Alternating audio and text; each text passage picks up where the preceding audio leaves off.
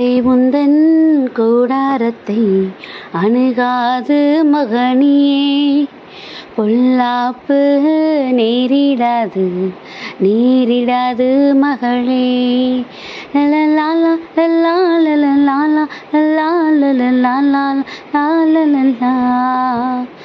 உன்னதமான கர்த்தரையே உறைவிடமாக்கிக் கொண்டாய், அடைக்கலமாம் ஆண்டவரை ஆதாயமாக்கிக் கொண்டாய்.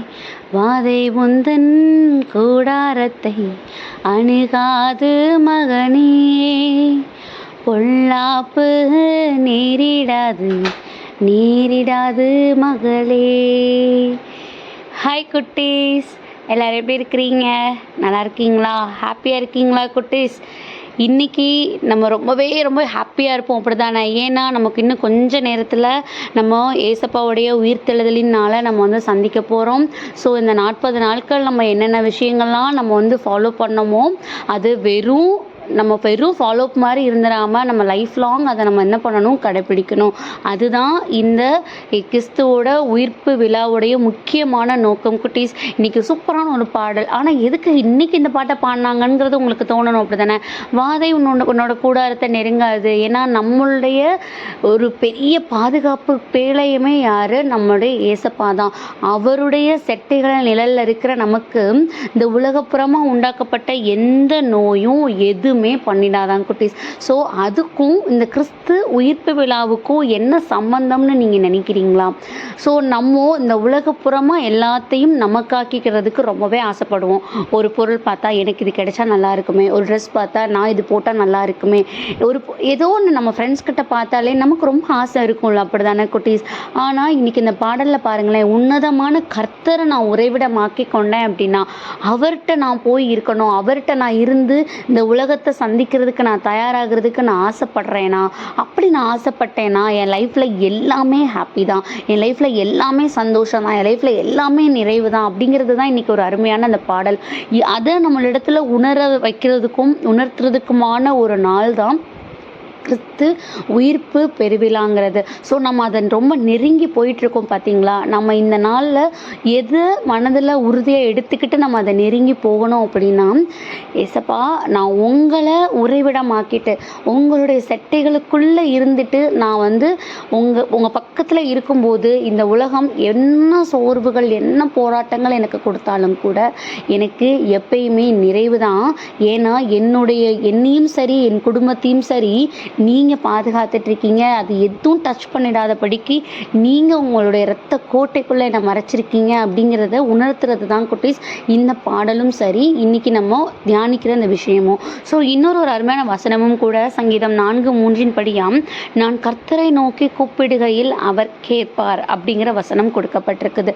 இந்த வசனத்தை யோசிக்கும் போது நான் புரிஞ்சுக்கிட்டது என்ன அப்படின்னா, ஏசப்பா சிலுவையில் அறையப்பட்டு உயிர் விடும்போது அவங்களோட தந்தை இடத்துல அவர் வேறு எதுவுமே கேட்கல. தந்தையே இவங்க செய்கிறது என்னென்னு அறியாமல் இவங்க செய்கிறாங்க, இவங்களை மன்னிச்சிருங்கிறத மட்டும்தான் அவர் கேட்டார்.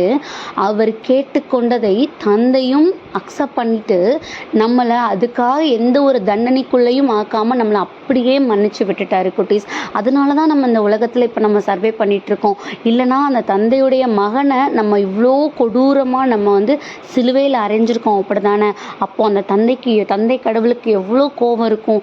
ஆனால் ஏசப்பா கேட்டுக்கிட்ட ஒரே வார்த்தைக்கு நாங்கள் நம்மளை மன்னிச்சாங்க தந்தை கடவுள். ஸோ இந்த வசனத்தையும் இதையும் நான் எப்படி யோசிக்கிறேன்னா, அப்போது இந்த கிறிஸ்து உயிர்ப்பு பெருவிழாவில் நம்மளோட தந்தை கடவுள்கிட்ட என்னெல்லாம் கேட்கணும்னு நினைக்கிறோமோ ஏசப்பா வழியாக நம்ம கேட்போம். கண்டிப்பாக நம்மளுடைய எல்லா வேண்டுதல்களுக்கும் அவர் செவி கொடுப்பார், அவர் அதை செய்து கொடுப்பார்.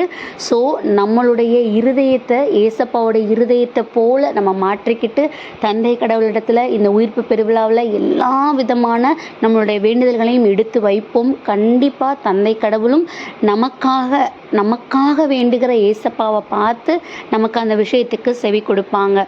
ஸோ ரொம்ப உற்சாகமாக நீங்கள் தயாராகுங்க கிறிஸ்துவோடைய உயிர்ப்பு பெருவிழாவை சந்திக்கிறதுக்கு.